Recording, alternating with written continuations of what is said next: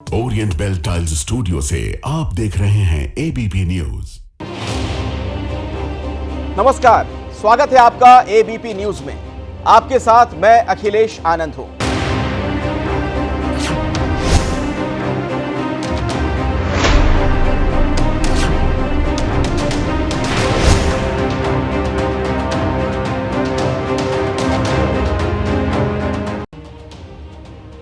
और खबरें अब आपको विस्तार से दिखा देते हैं। रमजान मुस्लिमों का पाक महीना है और इसी दिन होली भी है। होली और जुम्मा 1 तारीख को पढ़ने को लेकर संभल के सीओ अनुज चौधरी का एक बयान सामने आया, जिसमें वो उपद्रवियों को चेतावनी दे रहे हैं। संवेदनशील संभल में किसी तरह की गड़बड़ी ना होने पाए, इसीलिए पीस कमेटी की बैठक बुलाई गई। उस बैठक में संभल के सीओ अनुज चौधरी ने मुस्लिम समाज से कहा कि जुम्मा साल में 52 बार और होली 1 बार आती है, इसीलिए अगर मुस्लिम समाज को रंग पसंद ना हो तो घर के अंदर ही रहे। मेरे ख्याल से साल में 52 के करीब जुम्मे आते हैं एक साल में, और इत्तेफाक से ये जुम्मा अपना रंग के दिन आया है।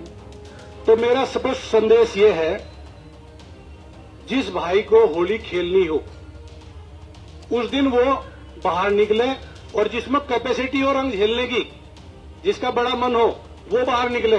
नहीं तो अनावश्यक कोई भी आदमी बाहर ना निकले, अपने बच्चों के साथ रहे, अपने घर में नमाज पढ़े। मैं तो चाहता हूं सब मिलकर होली खेलो, मेरे भी रंग डाल लो, मैं तुम्हारा डाल लूंगा, ठीक है। हिंदू मुस्लिम सब होली खेल रहे हैं। मेरा सोच ये है, रंग से कोई फरेज, रंग से कोई छोटा बड़ा नहीं होता। यदि आपके ऊपर कोई रंग गिर गया तो इसका मतलब नहीं, यदि रंग गिर गया तो फिर तो यदि वो जगह यदि आप लगते हो इतना खराब होगी तो उसे कटवा दो ना, उस हाथ को जहां लग रंग गिर गया। रंग आपकी आत्मा पर नहीं गिरना चाहिए ना। काला रंग आत्मा पर नहीं होना चाहिए। और इसी मसले पर बातचीत करने के लिए कई मेहमान भी हमारे साथ जुड़ गए हैं। हमारे सहयोगी बलराम पांडे भी हमारे साथ मौजूद हैं, स्वामी चक्रपाणी हैं धर्मगुरु, उनसे भी हम बातचीत करेंगे।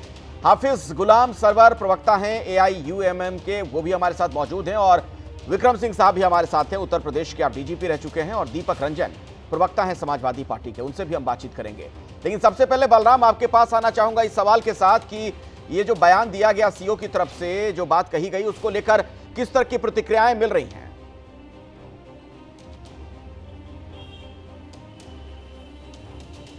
देखिए, आपको बता दें कि तमाम तरीके की प्रतिक्रियाएं आ रही हैं, और जिस तरीके से जो DSP हैं अनुज चौधरी, उन्होंने जिस तरीके का बयान दिया, और ख़ास तौर से उन्होंने कहा कि साल में 12 जुमे, करीब 52 जुमे आते हैं और एक होली आती है, और जिस तरीके का उनका बयान था वो विवादों में घिरता हुआ नजर आ रहा। और ये पहली बार नहीं है कि जब अनुज चौधरी ने कोई बयान दिया हो और वो विवादों में रहा हो। इससे पहले भी आपने देखा होगा कि एक धार्मिक कार्यक्रम में वो गदा लेकर के जाते हुए नजर आ रहे थे, और उस दौरान वो वर्दी में थे, तो कहीं ना कहीं उस समय भी सवाल उठा था। लेकिन जिस तरीके से उन्होंने कल बयान दिया, उस बयान को लेकर के अब ये सवाल उठ रहे हैं कि अगर एक पुलिस अधिकारी वर्दी में इस तरीके का बयान देता है तो कहीं ना कहीं सवाल जरूर उठते हैं। और जिस तरीके से उन्होंने बयान दिया उसको लेकर के अगर हम बात करें तो यूपी में जो है सियासत वो तेज हो गई है, और उनके बयानों पर पलटवार भी हो रहे हैं। हालांकि काफ़ी तादाद में लोग उनके बयान का समर्थन भी कर रहे हैं।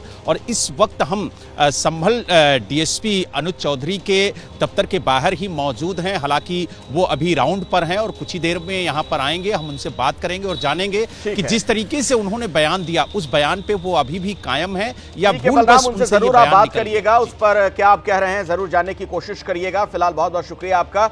स्वामी चक्रपाणी, आप कैसे देख रहे हैं इस बयान को?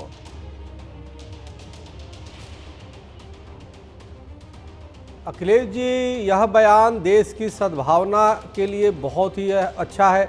मैं उनको सीओ अनुज चौधरी जी को बिल्कुल दिल से धन्यवाद देता हूं। उन्होंने बड़ा स्पष्ट रूप से कहा कि जिस भाई को होली खेलना है वो बाहर आए। और स्वाभाविक है, अगर जो कोई जानबूझ के कट्टरपंथी जिहादी बाहर आए, रंग का बहाना लेके दंगा कराए, तो इससे अच्छा ये है कि एक पुलिस अधिकारी होने के नाते, जिम्मेदार पद पे होने के नाते उन्होंने सलाह दे दिया कि जिसको रंग पसंद नहीं हो घर में बैठे।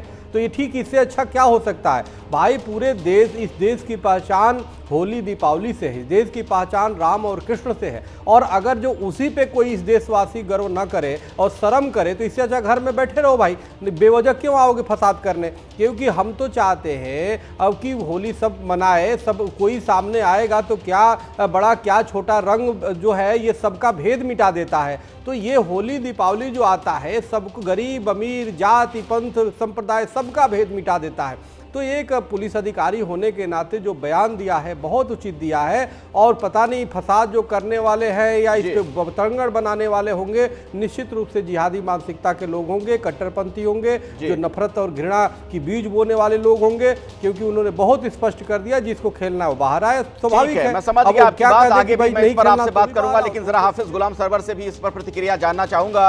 आप सुन रहे हैं स्वामी चक्रपाणी कह रहे हैं कि बहुत अच्छा बयान है, अब जिसे दिक्कत है होली में रंग से वो घर पर रहे, क्या फायदा फिर बाहर निकलने का है? देखिए, निसंदेह होली जो है एक राष्ट्रीय त्योहार है और देश की बड़ी आबादी इसे धूमधाम से मनाती है। और होली बचपन से हम लोग देख रहे हैं और ये सत्य है कि होली के नाम पर कई बार आपस में टकराव, मनमुटाव और दंगे जैसी स्थितियां बनी हैं। इसलिए ये कहना किसी भी प्रशासनिक पदाधिकारी का कि भाई जिनको भी एतराज हो वो खुद थोड़ा परहेज करें, चूंकि ये कंट्रोल वाला त्योहार है ही नहीं कि इनको हम काबू में कर सकते हैं। भाई होली सड़क पर ही खेली जा रही है, ये आज की बात नहीं, बचपन से हम लोग देख रहे हैं। लेकिन ये मसला इस तरह से नहीं इसको देखा जाएगा। देखिए, प्रमोद शर्मा है, एक चीफ फायर ऑफिसर हैं उत्तर प्रदेश में, उनका एक बयान आता है, हमारे मुख्यमंत्री योगी आदित्यनाथ जी श्री राम की भूमिका में है, हमारी पूरी सेना वानर सेना की भूमिका में है, बस संकल्प को पूर्ण करने के लिए हम कटिबद्ध है, आदेश हो हम कूद जाएंगे। ये जो बयान इन्होंने दिया है कि 52 शुक्र पड़ते हैं और एक होली पड़ता है, ये आपत्तिजनक बयान है।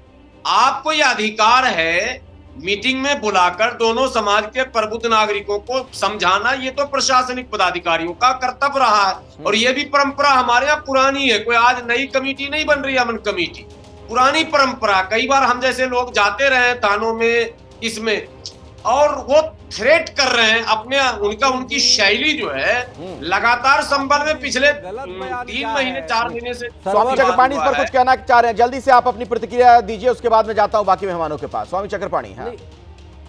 हाँ, हाफिज जी, सच्चाई छुप नहीं सकती झूठे उसूलों से, और सुगंध आ नहीं सकती कागज के फूलों से। इसमें क्या गलत उन्होंने बोला? भाई 52 होता है तो 52 बोला कि 52 आपके जुमे होते हैं। उन्होंने एक होली होती, साल भर में एक ही तो होली आती है ना, उसमें गलत क्या बोल दिया? बेवजह बताना आप जैसे इस्लामिक बयान जो उसके समतुल्य मरोड़ के पेश ना करें। जुमा जो है वो तो आपको स्वागत करना चाहिए, आपको स्वागत करना चाहिए, उनका अभिनंदन करना चाहिए।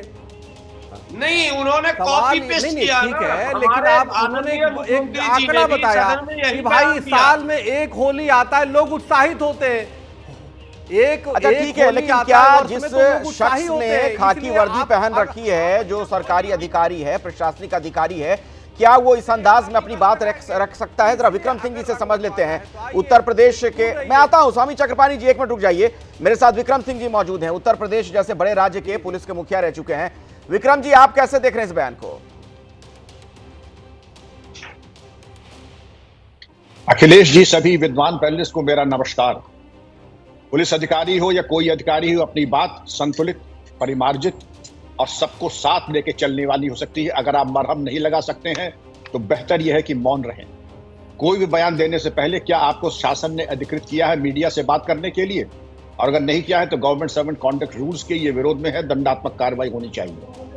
जैसा कि सरवर साहब ने कहा, कदाचित ये एक अमन कमेटी शांति समिति की बैठक होती है जो प्रमुख त्योहारों के पहले की जाती है। हम लोगों की ट्रेनिंग में अभिषेक जी बताया जाता है कि आपकी बातचीत मन, कर्म, वचन से कोई समझ न पाए आप हिंदू हैं या मुसलमान हैं, सवर्ण हैं या अनुसूचित जात के, किसी जात के, आप सबके हैं, सब आपके हैं।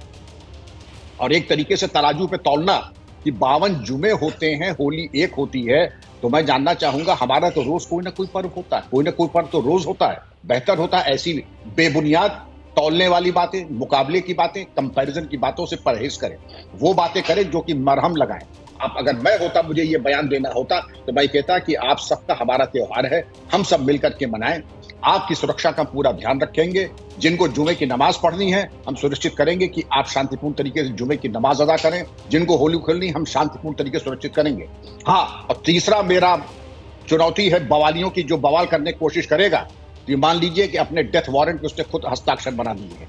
हिंदू मुस्लिम का नाम ना है, शरारतियों को चेतावनी दे दीजिए और बातें कम काम ज्यादा। जितने बवाली हैं जिन्होंने पिछले 20 साल में बवाल किया है उनको अब तक आप कर दीजिए जेल के अंदर, और जो और ज्यादा शातिर दिमाग के उनको लगाइए NSA। इस तरीके की बातों से ये मैं नहीं समझता हूँ औचित्यपूर्ण है। और जो गुलाम सरवर साहब ने कहा, जो CFO साहब ने कोई बात फरमाई है, मुझे उस बयान से भी घोर आपत्ति है। हम लोग गैर राजनीतिक व्यक्ति हैं, हमारी बातचीत से ये आभास ना हो हम किसी राजनीतिक दल का साथ दे रहे हैं, किसी धर्म का साथ दे रहे हैं। नहीं, लेकिन स्वामी चक्रपाणी ये कह रहे हैं, दीपक रंजन जी वो कह रहे हैं कि अगर होली में जिन लोगों को दिक्कत है रंग से, अगर उन्हें कहा जा रहा है कि आप मत निकलिए फिर घर में रहिए, तो क्या परेशानी है इसमें?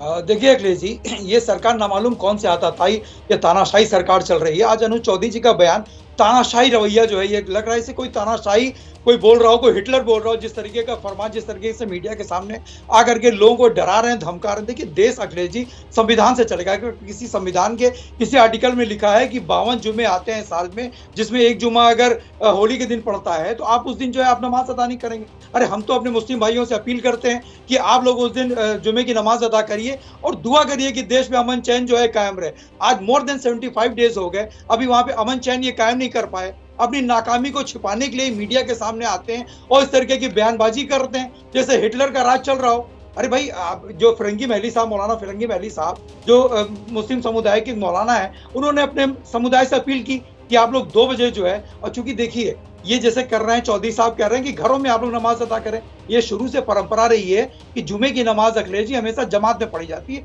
और मस्जिद में पढ़ी जाती है, एक साथ पढ़ी जाती है। नहीं, लेकिन वो ये कह रहे हैं कि बामन नवाज इस तरह जुमे होते हैं, होली तो एक ही बार साल में आती है ना, ये कह रहे हैं, तर्क दे रहे हैं।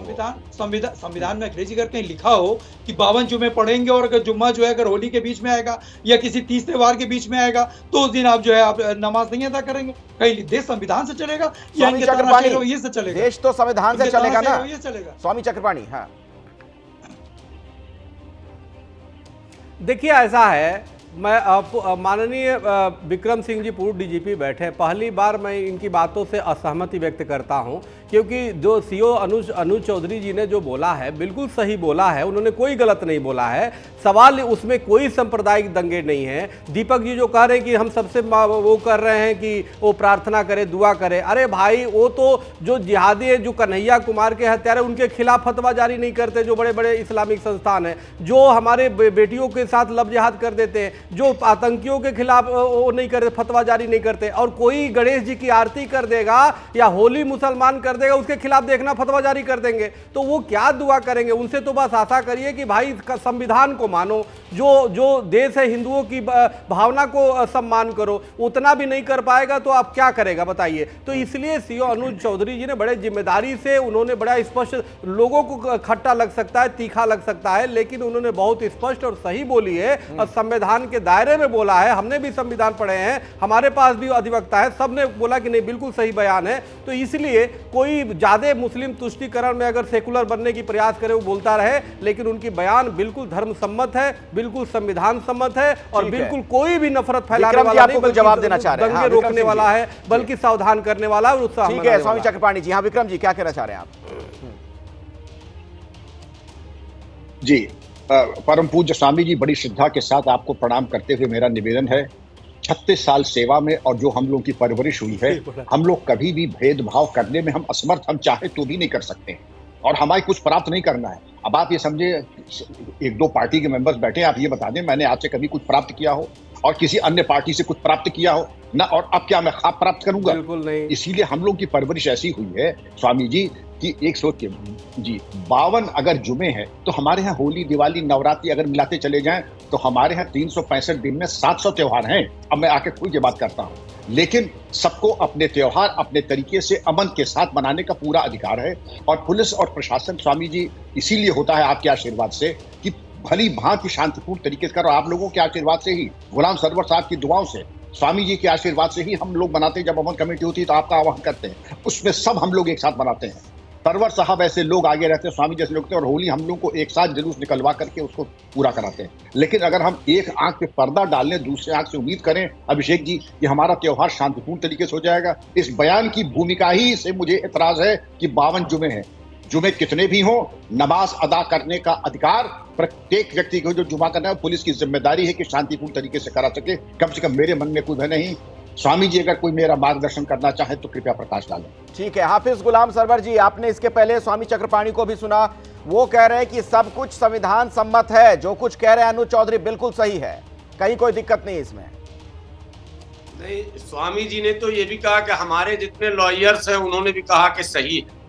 तो दुर्भाग्य की बात है कि लॉयर्स भी इनके पास वैसे ही है, सलाहकार भी वैसे ही है। लेकिन एक बात मैं स्पष्ट कहूं, मैंने शुरू में भी ये बात कही थी कि देखिए, प्रशासनिक पदाधिकारियों की जो अपनी जिम्मेदारी है, जो संवैधानिक कर्तव्य है, उसका निर्वहन तो करना है, और ये परंपरा बहुत पुरानी है। लेकिन साथ में धार्मिक जो धर्मगुरु हैं उनका भी अपना धार्मिक कर्तव्य है। अगर हम लोग भी डिसबैलेंस हो जाएंगे, स्वामी जी बिल्कुल डिसबैलेंस है, बस हिंदू सम्मान की बात, हिंदू स्वाभिमान की बात, हिंदू रक्षा की बात, मोच की बात। अरे सर, हमको क्यों आप छोड़ रहे हैं पीछे? अरे हमको भी साथ में लेकर चलिए ना। आपको दिक्कत किस बात से? वो हिंदू सम्मान की बात कर रहे हैं, उससे दिक्कत है हाफिज गुलाम जी, हाफिज गुलाम सरवर। हाँ,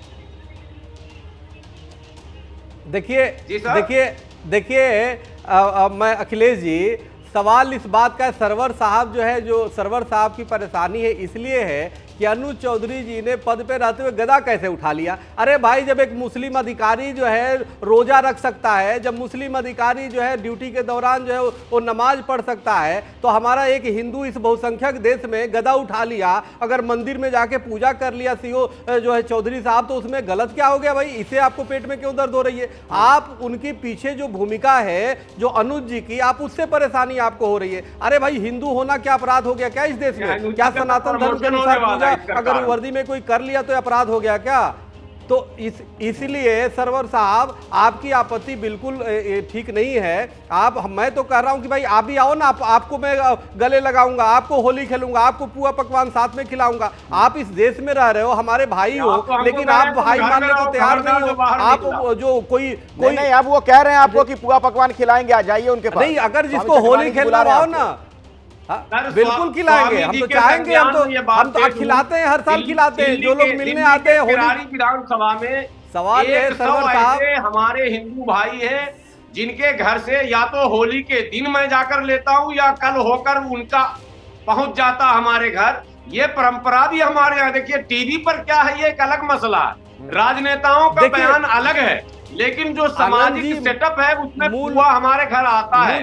हमारे घर होली के वो सारे सामान आते हैं। सरवर जी, ये है कि आनंद जी, मूल विषय ये है कि असुद्दीन ओवैसी जैसे लोगों को मौका नहीं मिल जाए, कोई जिहादी जो है पे रंग कोई डाल दे और राजनीतिक वो हो जाए। इसलिए सीओ साहब ने, जो अनुज चौधरी, उन्होंने सतर्क किया है। एक बात समझिए उसके पीछे की, कि मान लीजिए कोई चला दीपक रंजन जी, क्या आप इस बात को नहीं समझ पा रहे हैं? स्वामी चक्रपाणी जो बताने की कोशिश कर रहे हैं कि कोई जिहादी रंग डालकर, कुछ बदमाशी करके, कुछ उपद्रव कर देगा, खलल डाल देगा, सामाजिक जो सौहार्द है उसको बिगाड़ देगा, इसलिए अनुज चौधरी इस तरह की बात कह रहे हैं। देखिए, स्वामी जी को नामालूम क्या हो गया, कैसी बातें कर रहे हैं, मैं समझ नहीं सकता हूं, क्योंकि जहां तक मैं स्वामी जी को जानता हूं, ये हिंदू मुस्लिम सिख ईसाई सबको साथ लेकर के चलने वाला। अभी इन्होंने आमंत्रित किया हमारे साथी को होली खेलने के लिए। अरे वो तो होली खेलने आ जाएंगे, वो आपको आमंत्रण देंगे 30 दिन रोजा रहने के लिए। आप रह लेंगे? आप रह लेंगे 30 दिन रोजा? आप जुमे की नमाज अदा कर लेंगे 2 बजे के? भाई वो तो आ जाएंगे होली खेलने, दिवाली खेलने। जो आप कहेंगे, आप देखिए,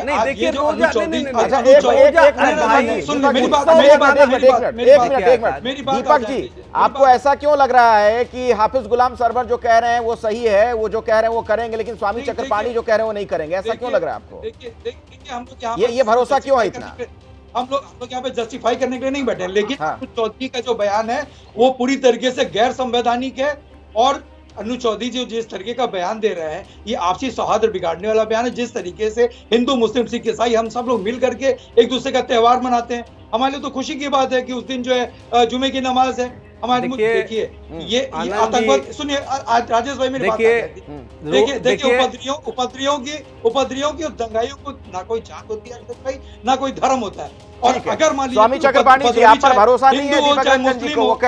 वो कह रहे हैं कि जो कह रहे हैं गुलाम सरवर वो तो कर लेंगे, चलिए आपके पास पहुंच जाएंगे वो होली में पुआ पकवान खाने के लिए, लेकिन क्या उनके आयोजन में आप पहुंचेंगे? जी देखिए ऐसा है, हमारे माननीय दीपक जी सपा के सम्मानित प्रवक्ता हैं, ये जब रोज़ा इफ्तार में जाते हैं हमने तो कभी नहीं रोका, ये वहाँ के जाके ईद मनाते बकरीद मनाते हमने तो कभी नहीं रोका, या माननीय अखिलेश जी भी जाते, सब जाता है, तो ये भी तो हिंदू हैं। सवाल इस बात का, यही तो सद्भावना की बात है भाई कि जब आप रोजा उनके साथ करते हो, आप उनके साथ इफ्तारी पार्टी करते हो, तो अगर कोई हमारे साथ होली मना ले तो उसे उसका मजहब कैसे संकट में पड़ जाएगा? आप जरा बताओ ना, कोई आपने धर्म गुरु को देखा है कि आपके खिलाफ फतवा जारी करते हुए? अच्छा, इसके पहले आपने एक बात कही थी स्वामी चक्रपाणी जी, मुझे लगता है विक्रम सिंह जी से हमें इस पर समझना चाहिए कि पुलिस मैनुअल में क्या है, इस संबंध में क्या चीजें हैं। ठीक है, थोड़ा तथ्य पे बात कर लेते हैं, समय नहीं है मेरे पास। एक आखिरी कमेंट लेना चाहूंगा विक्रम जी से, आप पुलिस के बड़े अधिकारी रह चुके हैं। स्वामी चक्रपाणी ये जो कह रहे थे कि भाई हम जा रहे हैं आपके पास, आप हमारे पास आ रहे हैं, और कुछ जो मुस्लिम जो अधिकारी होते हैं वो रोजा रखते हैं, धार्मिक आयोजनों में जाते हैं उस दौरान, तो क्या वो गलत नहीं है? अनु चौधरी गदा उठा लेते हैं तो उसमें क्या दिक्कत है?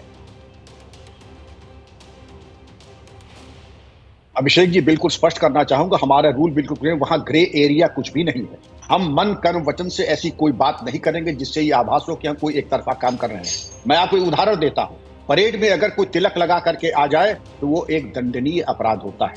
इसी तरीके से आप वर्दी अगर पहने हुए हैं, आपको वर्दी की मर्यादा रखते हुए आप सबके हैं, सब आपके हैं, और इस तरह का कोई काम नहीं करना चाहिए कि आपको मालूम पड़े कि आप एक तरफा कोई आपका झुकाव कहीं हो। ये चीज आज की नहीं है, 150 साल से ये परंपराएं आ रही हैं। और रही रोजा इफ्तार की बात, हम रोजा रखने को कोई नमाज पढ़ने को थोड़ी कहता है हमारे मुसलमान, लेकिन ये कहते हैं रोजा इफ्तार में आइए। आप सबको मेरा परामर्श है, मुंशी प्रेमचंद की ईदगाह पढ़ लें और सबके डाउट्स क्लियर हो जाएंगे। हम ईद की सेवई के मुश्तैक हैं, वो हमको मिलती है, हमें इफ्तारी मिलती है, रोजा इफ्तार के बाद बढ़िया बढ़िया पकवान मिलते हैं, लेकिन कभी भी कोई जोर जबरदस्ती के आप नमाज पढ़ें, ये कभी आज तक न हुआ है और न होगा। हम लोग पहले समझ लें और मुंशी प्रेमचंद की कहानी पढ़ लें ईदगाह, तो सबके मन के मकड़जाल उतर जाएंगे। चलिए, बहुत बहुत शुक्रिया आप सभी का हमारे साथ इस चर्चा में जुड़ने के लिए। जाहिर तौर पर पर्व त्योहारों का मकसद यही होना चाहिए कि आपस में सभी को जोड़ें, ना कि तोड़ें। चलिए खबरों में आगे बढ़ते हैं और अब बात कर लेते हैं नाम को लेकर नए विवाद की। दरअसल दिल्ली में कई नेताओं को नया सरकारी आवास आवंटित किया गया। इनमें 2 आवास सुर्खियों में हैं। पहला है राज्यसभा सांसद और यूपी के पूर्व डिप्टी सीएम दिनेश शर्मा का, और वजह है आवास पर लगा नेम प्लेट। जो तस्वीर हम आपको अब दिखा रहे हैं, ये देखिए। सांसद दिनेश शर्मा ने अपने सरकारी आवास में गृह प्रवेश के दौरान यह तस्वीर खिंचवाई है, और इसमें पीछे जो पता लिखा है उस पर जरा गौर फरमाइए, वो बहुत महत्वपूर्ण है। इसमें लिखा है डॉक्टर दिनेश शर्मा, सांसद, राज्यसभा, पूर्व उप मुख्यमंत्री, उत्तर प्रदेश, 6 स्वामी विवेकानंद मार्ग। तो ये जो विवेकानंद मार्ग लिखा है उसके नीचे एक छोटे से ब्रैकेट में आप देखेंगे तुगलक लेन लिखा हुआ है। यह तस्वीर सांसद दिनेश शर्मा ने खुद सोशल मीडिया पर पोस्ट की, जिसके बाद सवाल उठे कि क्या तुगलक लेन का नाम बदल गया है? तो जवाब है नहीं, तुगलक लेन का नाम नहीं बदला, लेकिन राज्यसभा सांसद दिनेश शर्मा ने अपने आप खुद ही अपने घर का पता बदल लिया और एक ब्रैकेट में छोटा सा तुगलक लेन और उसके ऊपर बड़ा सा स्वामी विवेकानंद मार्ग लिखवा दिया है। उसकी तस्वीरें सोशल मीडिया पर शेयर करके एक बड़ा संकेत उन्होंने देने का प्रयास किया है।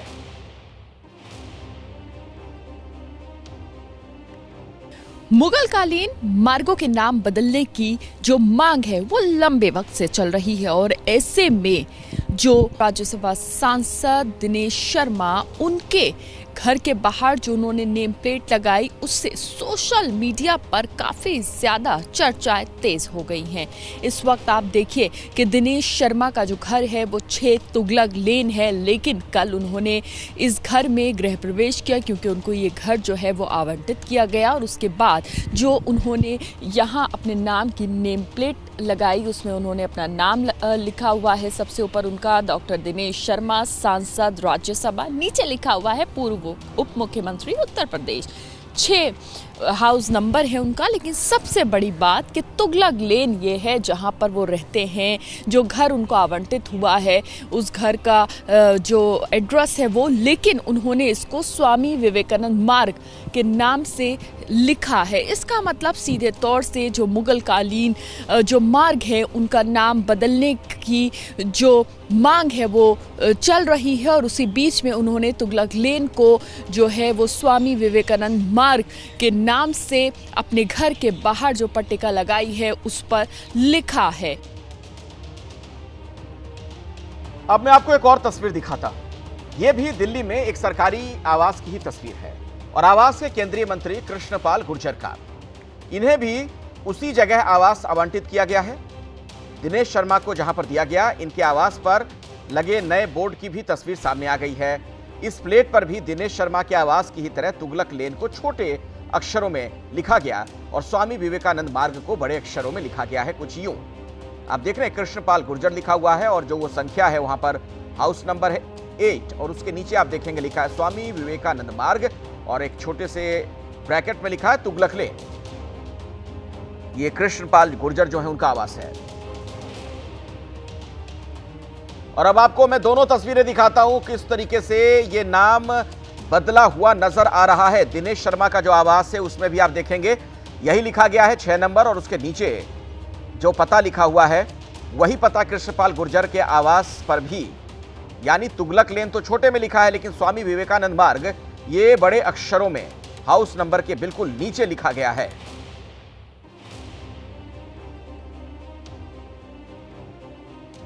और अब बात कर लेते हैं औरंगजेब पर छिड़े संग्राम की। पूरे देश में जारी विवाद के बीच बीती रात दिल्ली में मुगल शासकों के नाम वाले मार्गों के बोर्ड पर कालिख पोत दी गई। कुछ तस्वीरें जो हम आपको दिखाने जा रहे हैं बीती रात की है, देखिए जरा। कुछ युवकों ने अकबर रोड लिखे एक साइन बोर्ड पर कालिख पोत दी। अकबर रोड का नाम बदलने की मांग की गई, नारेबाजी की गई। जय शिवाजी के नारे ये युवक वहां लगा रहे थे। जिन लोगों ने ये हंगामा किया उनका दावा है कि उन्होंने पिछले महीने 22 फरवरी को भी मुगलों के नाम वाले साइन बोर्ड्स पर कालिख पोती थी, फिर भी नाम नहीं बदले गए, इसीलिए उन्होंने दोबारा कालिख पोती है। इनका कहना यह कि अकबर रोड का नाम छत्रपति संभाजी महाराज मार्ग हो। जय भवानी जय शिवाजी के जयकारे ये लगा रहे थे और देखिए किस तरीके से साइन बोर्ड पर वहां कालिख पोत दी गई। हम फिलहाल मौजूद हैं अकबर रोड पर, लेकिन तस्वीरें क्या हैं, जो बोर्ड जो रास्ता दिखाता है अकबर रोड का उसकी तस्वीर हम आपको दिखा देते हैं कि पूरी तरह से यहाँ पर कालिख जो है वो पोत दी गई है। जिन लोगों ने इतना भाई जो हमारे पूर्वज थे, जो हमारे सूरवीर थे, जिन्होंने लड़ाई लड़ी इस मातृभूमि के लिए, इस धर्म को बचाने की लड़ाई लड़ी और जिन लुटेरों ने लूटा उनका नाम क्यों रहना चाहिए यहाँ पे, क्यों उनके रोडों से मार्ग होना चाहिए। और पिछली बार जो हमने करा था ना, उसमें जो पिछली बार भी हमने कालिख पोती थी, पिछली बार भी फिर यही बात कह रहे हैं कि भाई आप सरकार से हाथ जोड़कर हम यही मोदी जी से या अमित शाह जी से और माननीय हमारी रेखा जो मुख्यमंत्री जी हमारी, उनसे यही हमारी एक प्रार्थना है कि भाई आप इन बोर्डों का नाम चेंज कर दीजिए। आप यहाँ पे छत्रपति शिवाजी मार्ग, छत्रपति संभाजी मार्ग, महाराणा प्रताप मार्ग कुछ भी लगाइए, हमें कोई प्रॉब्लम नहीं है इस चीज़ से। लेकिन जब तक आप लोगों ने कालिख पोती, फिर वहाँ पे पोस्टर लगाया, फिर वहाँ से आप लोग भाग भी गए। मेरी बात सुनिए, ऐसा नहीं है, भागने वाला काम नहीं हमने कभी करेंगे। भगोड़े में है नहीं, कट्टर हिंदू कट्टर सनातनी है। वहाँ से बंगाली चौक गए, वहाँ जाके हमने दूसरा पोस्टर लगाया। वहाँ पे भागने वाला हमने कोई काम नहीं करा, ना हमने कभी आज तक भागे। और भागे क्यों, अपने देश में रहना, कोई हम क्या कर रहे हैं भाई, कोई मर्डर थोड़ी कर रहे हैं। अकबर नाम में क्या दिक्कत है, क्यों बदलना चाहिए? अकबर नाम दिक्कत क्यों नहीं, ये तो बताइए। क्या अत्याचार किया? आप मेरी बात सुनिए, जिस तरीके से धर्मांतरण करवाया, जिस तरीके से इज्जतें लूटी गई, जिस तरीके भाई जो आज हमारे अपने जो आज हमारा विरोध करते हैं वो भी जो कन्वर्टेड कराए, वो लोग कहाँ से आ गए फिर। वो नाम बदलने की अपील करना दूसरी बात है, लेकिन सरकारी एजेंसी की तरफ से जो साइन बोर्ड्स लगाए जाते हैं उस पर इस तरीके से कालिख पोत देना, क्या ये गैर कानूनी नहीं है? अभी की बड़ी खबर आपको बता दें, मुंबई में महाडा की एक बड़ी कार्रवाई सामने आई है। स्वामी विवेकानंद स्कूल में टर्फ पर कार्रवाई की गई है। इसी स्कूल के मैदान पर प्रैक्टिस करते थे रोहित शर्मा। रोहित शर्मा ने स्कूल के दिनों में यहीं पर खेला था क्रिकेट। 29 साल से चल रहे क्रिकेट कोचिंग सेंटर पर कार्रवाई की गई है। टर्फ पर यह कार्रवाई की गई है। रोहित शर्मा यहीं खेला करते थे किसी जमाने में। रोहित शर्मा ने स्कूल के दिनों में यहीं पर क्रिकेट खेला था। 29 सालों से चल रहे क्रिकेट कोचिंग सेंटर पर यह कार्रवाई महाडा की तरफ से की गई है।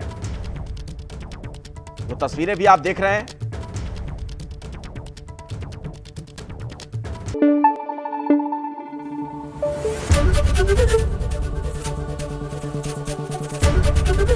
एबीपी न्यूज आपको रखे आगे।